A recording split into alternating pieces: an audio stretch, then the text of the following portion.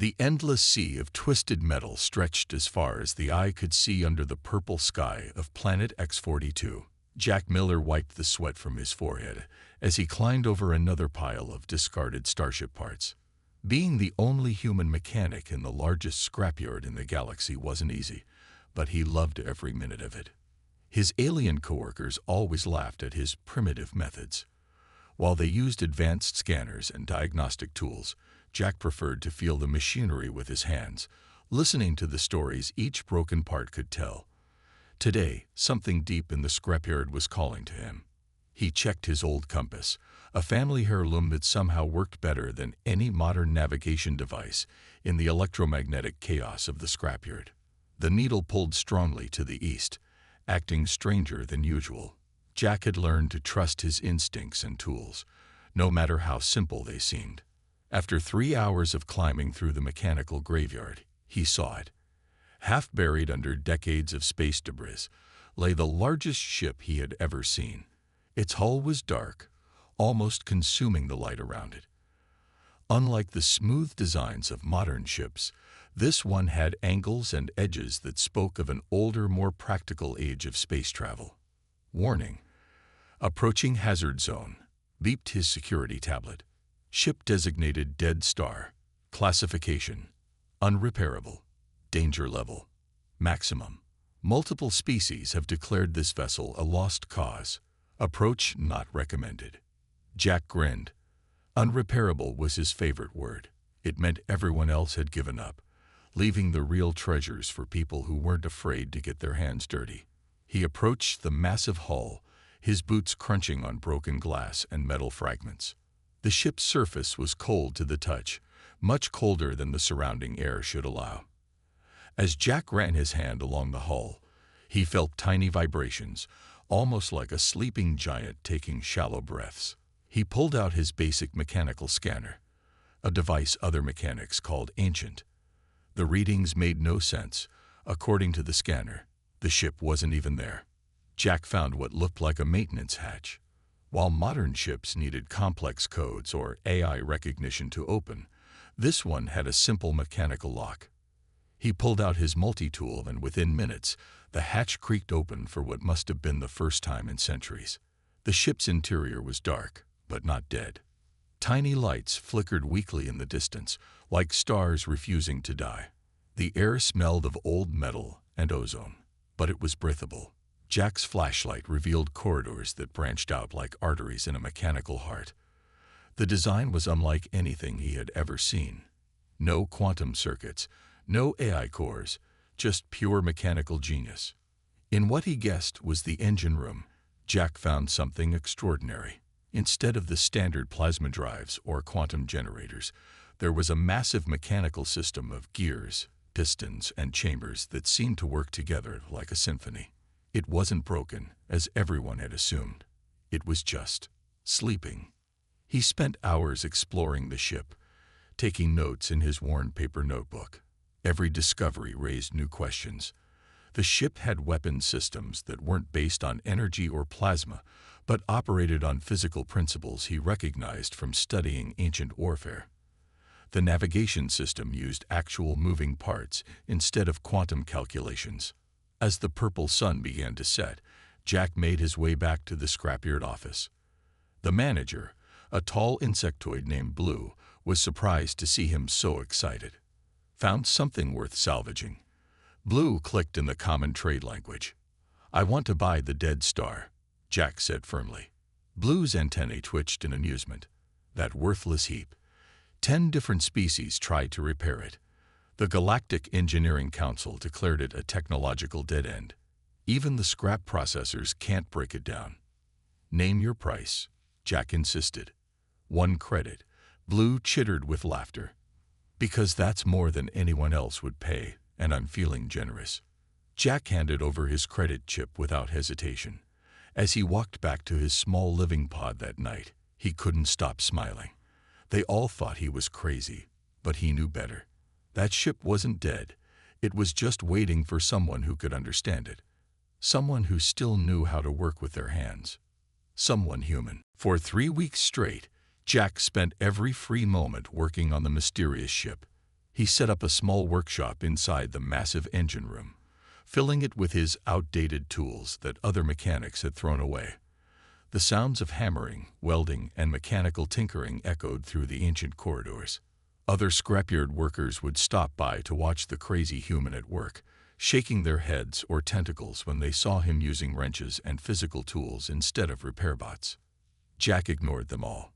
He could feel the ship responding to his efforts, like a patient starting to wake up from a long sleep.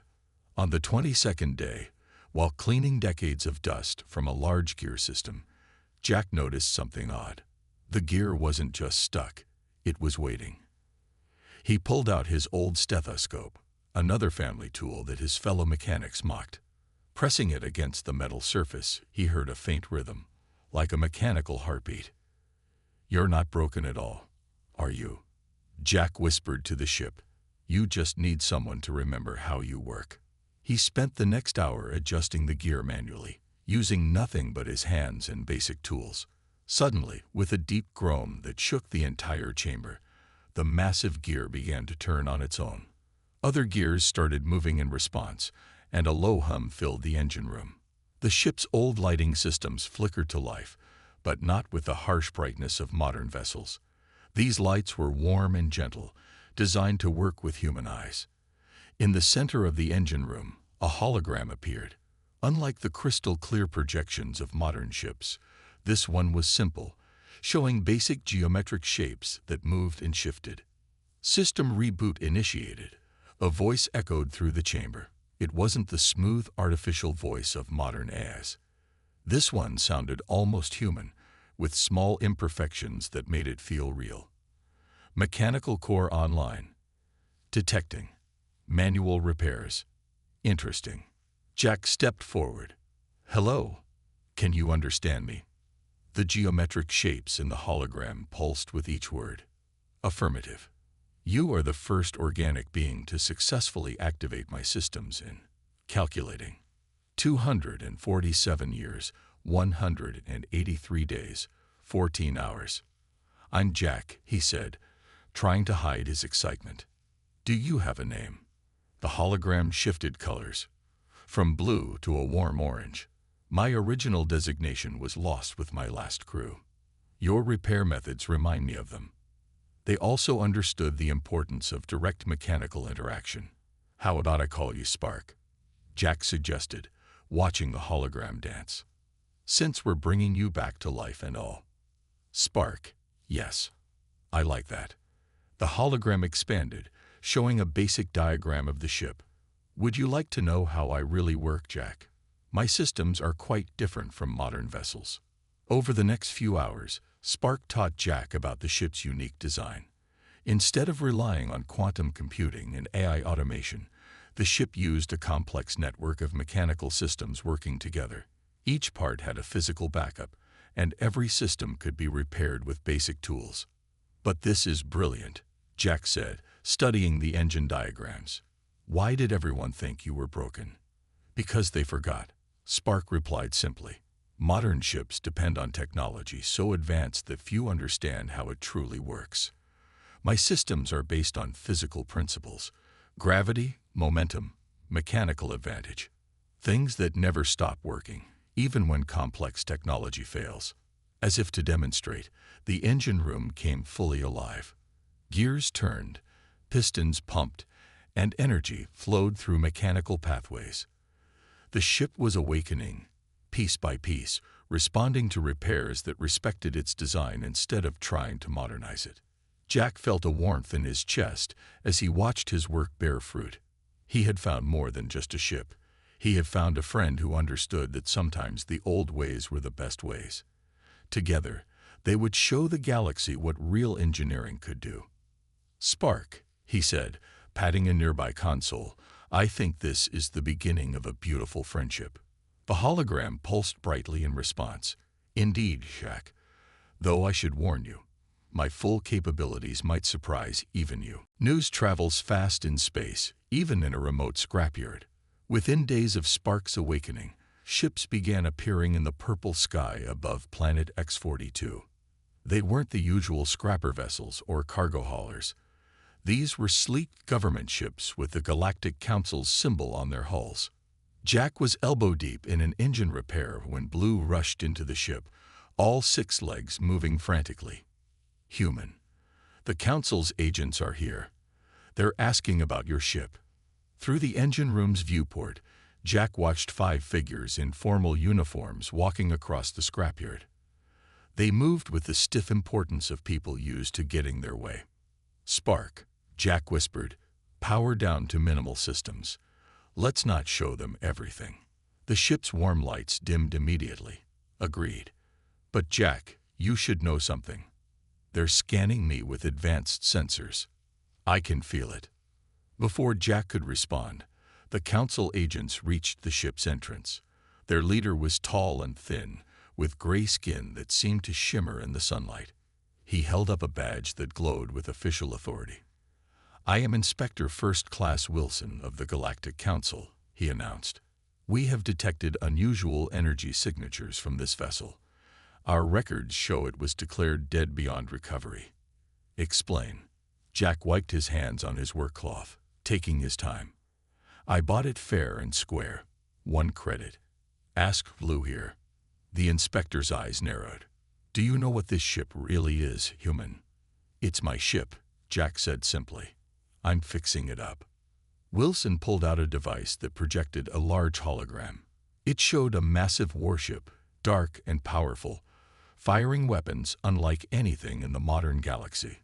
"This is the Nightfall, the most advanced warship ever built by the Lost Empire. It vanished centuries ago, taking its secrets with it. And you, a simple human mechanic, expect us to believe you just happened to find it." Jack shrugged. "I didn't find the Nightfall. I found a ship nobody wanted, and I'm fixing it. That's all." The inspector's device suddenly sparked and went dead. He frowned at it, then at Jack. "Our sensors show this ship is now partially operational. That should be impossible. The Council demands to know how you achieved this." "Hand tools," Jack said, holding up his wrench. "Basic mechanics. Nothing special." The other agents were walking around the ship's hull, placing small devices on it. Inside Jack's mind, Spark's voice whispered, "They're trying to override my systems with modern tech. They don't understand. I'm immune to their methods."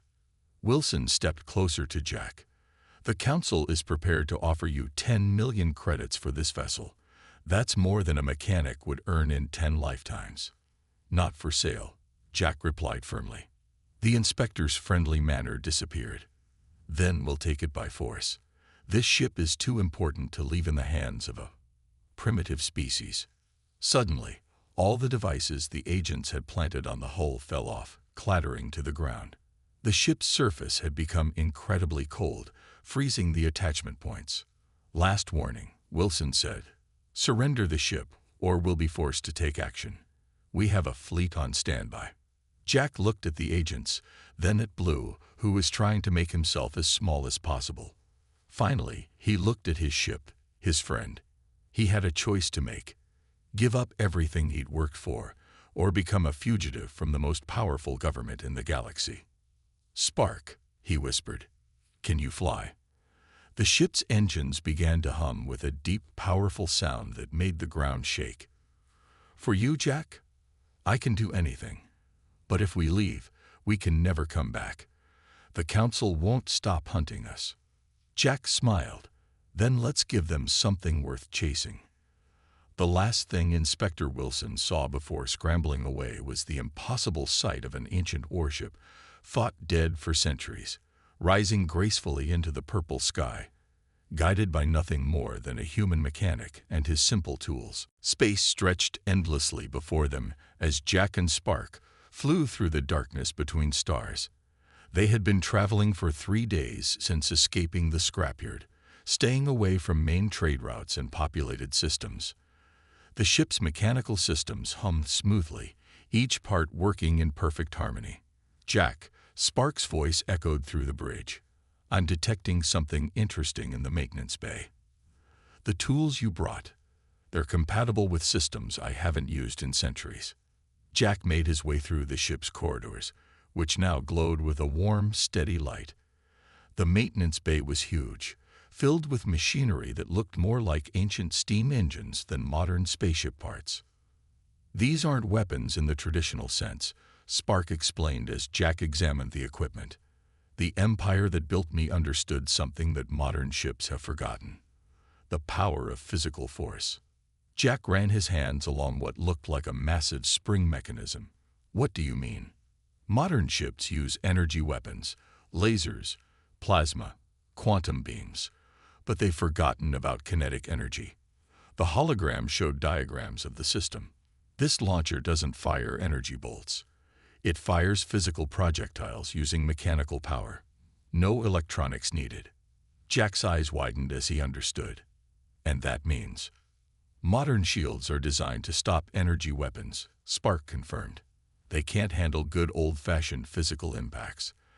That's why the Empire was so powerful. They used principles that never stop working." Over the next several hours, Jack worked with Spark to restore these forgotten weapons. Unlike modern systems that needed complex computers, these worked on simple physics, springs, compressed air, and mechanical energy stored in ways that could last forever. "Watch this," Spark said with pride in their voice. A target drone they had brought from the scrapyard floated in space ahead of them. The ship's mechanical launcher whirred to life, and a small projectile shot out at incredible speed.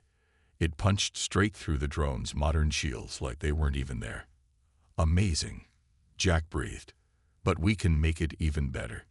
He began modifying the launcher, using his knowledge of basic mechanics to improve its efficiency.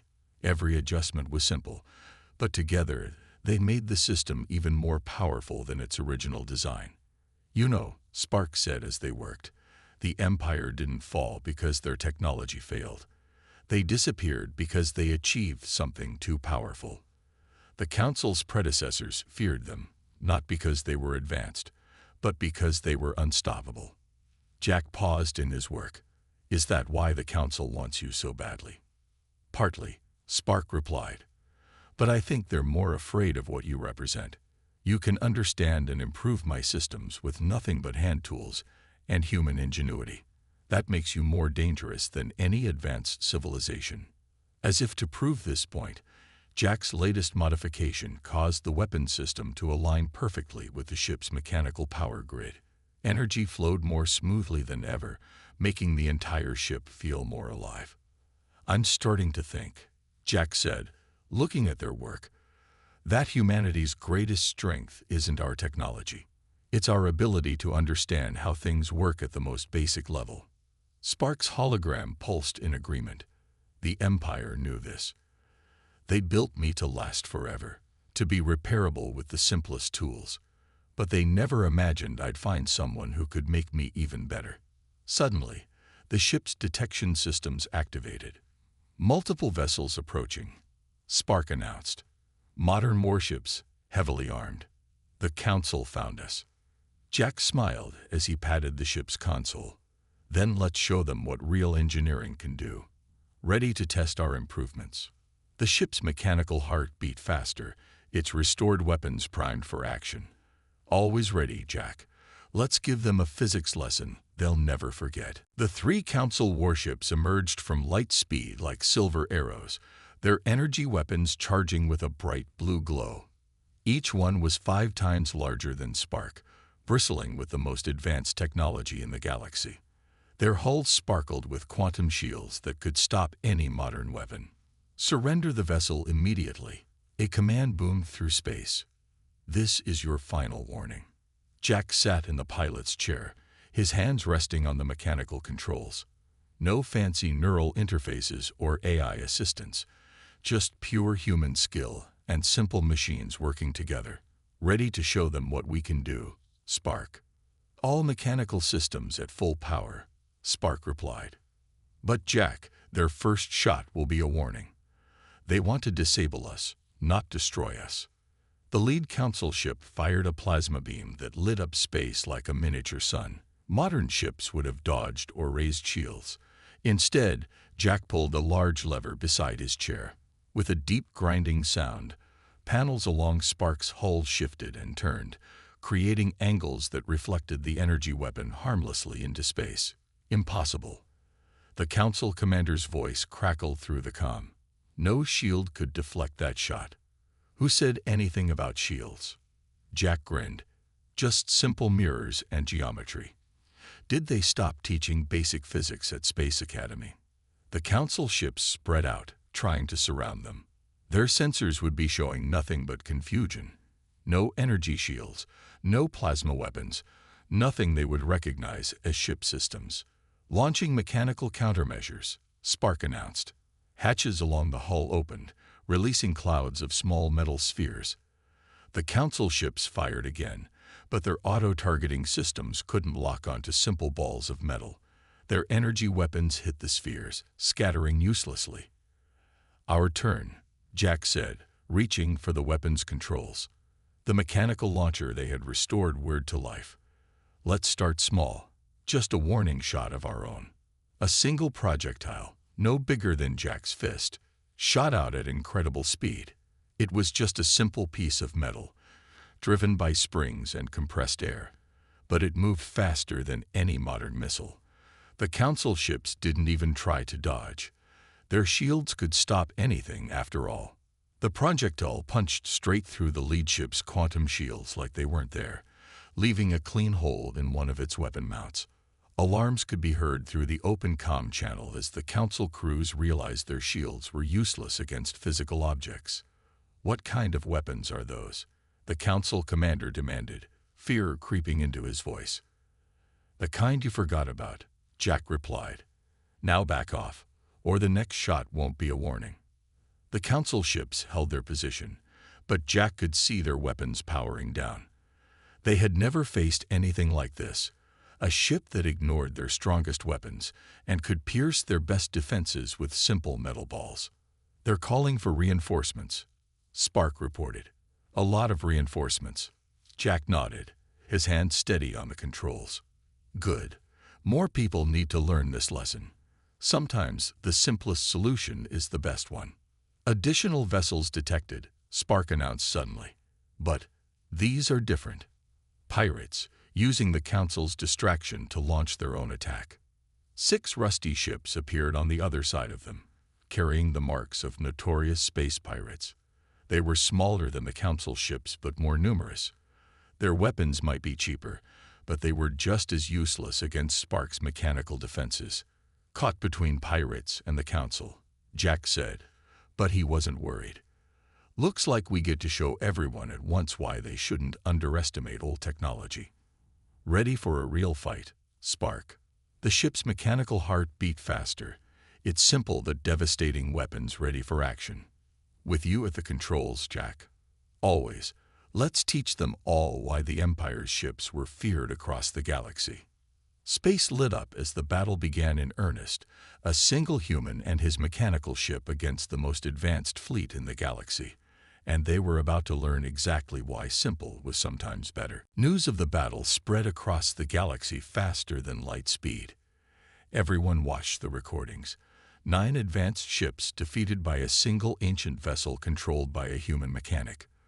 The Council tried to suppress the videos, but they had already gone viral across every space station and colony world. Jack and Spark found refuge in an asteroid field, hidden among the spinning rocks while they made more improvements to their systems. The ship's maintenance bay had become Jack's permanent workshop, filled with the sounds of hammering and welding. "Pass me that wrench, would you?" Jack called out as he worked under a massive gear assembly. A mechanical arm smoothly extended from the ceiling, selecting the exact tool he needed. "Your modifications are improving my response time by 47%, Spark said proudly. "I didn't think that was possible without quantum computing."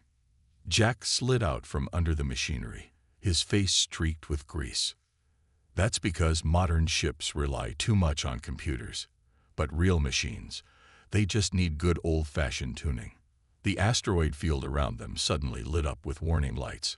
"Multiple ships entering the area," Spark announced. "But these aren't Council vessels. Their transponders identify them as independent mechanics." On their view screen, a dozen small ships appeared. Each one was different. Some were sleek, others were patched together from spare parts. Their pilots began broadcasting messages. "We saw what you did," one called out. "You proved the old ways still work. Teach us." Another voice joined in. "Show us how to make our ships better without relying on expensive modern tech." Jack looked at the mechanical systems he had improved, then at the eager faces on the screen. These weren't military crews or rich merchants. They were ordinary mechanics and engineers who struggled to maintain their ships with limited resources. "Spark," he said slowly, "what do you think?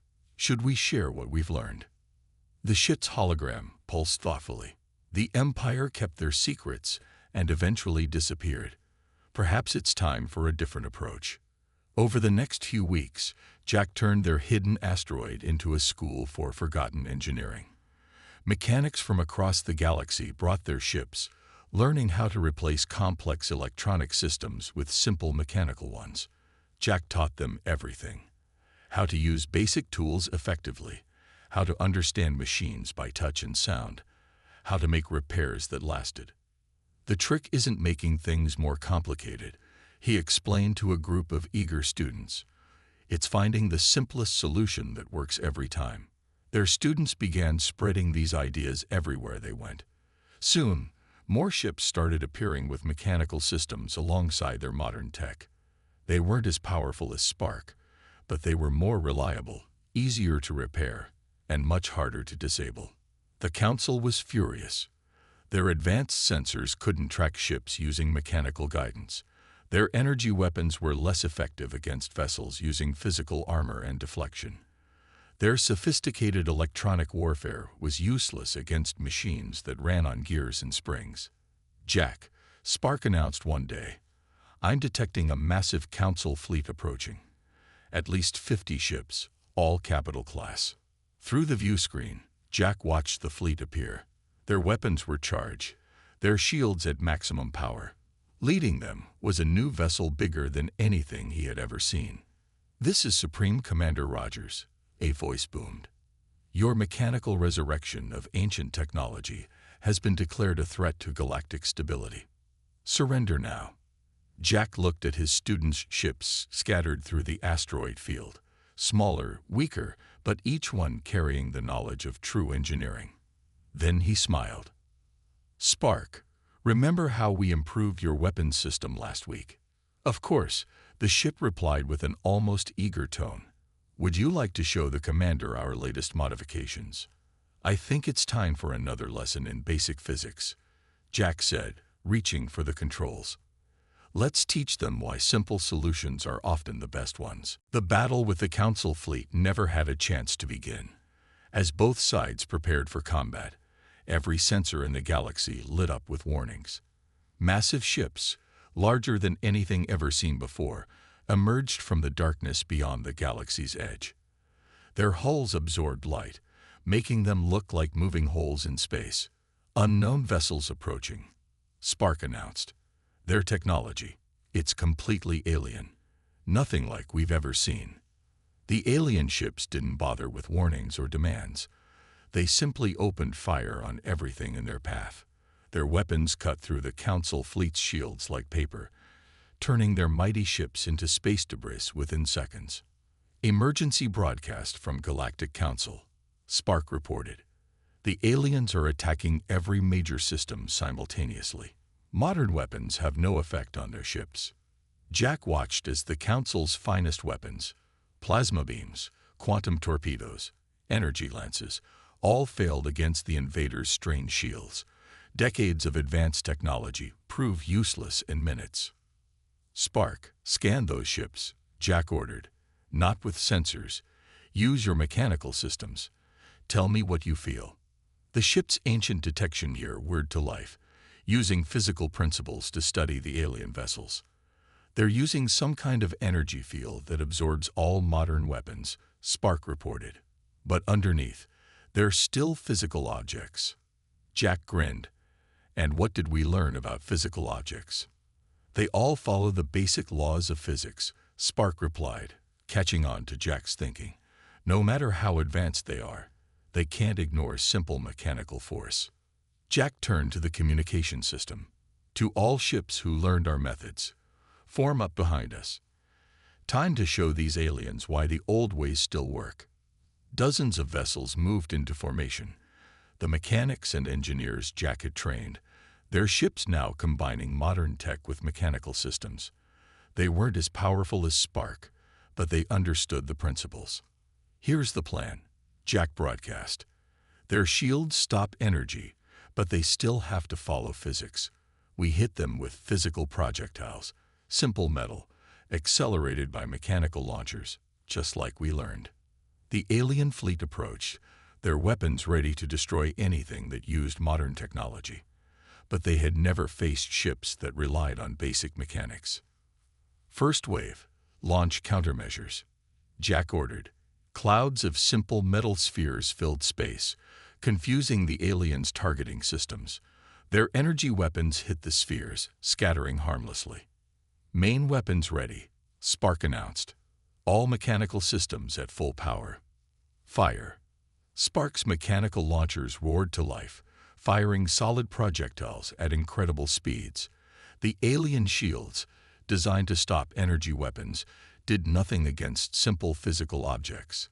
The projectiles tore through their hulls, proving that even the most advanced ships couldn't ignore basic physics. The other mechanics followed suit, their hybrid ships launching salvos of physical projectiles. The alien fleet, unstoppable against modern weapons, found themselves being defeated by the simplest technology imaginable. They're retreating. Someone shouted over the comm. The alien ships, those that could still move, were turning away, fleeing back to the darkness they came from. In the aftermath, as rescue ships helped survivors from the Council fleet, Supreme Commander Rogers himself contacted Jack. "We were wrong," the commander admitted. "We thought progress meant making things more complicated. You proved that understanding the basics is more important than having advanced technology." Jack looked around at his students' ships, each one a testament to the combination of old and new engineering. "The Empire didn't die because their technology failed," he said. "They died because they kept their knowledge secret. Real progress comes from sharing what works, no matter how simple it seems." "The Council hereby pardons you," Rogers announced. "Moreover, we want to establish a new engineering academy, teaching both modern and mechanical principles. Will you help us?" Jack patted Spark's console affectionately. "What do you think, old friend? Ready to teach the galaxy some basic engineering?" The ship's hologram glowed warmly. "As long as they remember the most important lesson. Sometimes the simplest solution is the best one." As they headed toward their new future, Jack smiled. He was just a human mechanic who believed in the basics, but together with an ancient ship and some simple tools, they had saved the galaxy and changed it forever.